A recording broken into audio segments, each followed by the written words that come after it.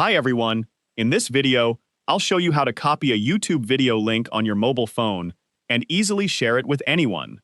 Let's get started. First, open the YouTube app on your phone and find the video you want to share. You can use the search icon at the top to find a specific video. Once you've found the video, tap on it to open it. Now, look underneath the video and find the Share button. It looks like an arrow pointing to the right. Tap on Share. From the options that appear, simply tap Copy Link. The video link is now copied to your phone's clipboard. You can paste it anywhere you want, such as in a WhatsApp message, text message, email, or notes. For example, open any app where you want to share the link. Tap and hold in the text area and select Paste. You'll see the YouTube link appear instantly. And that's it.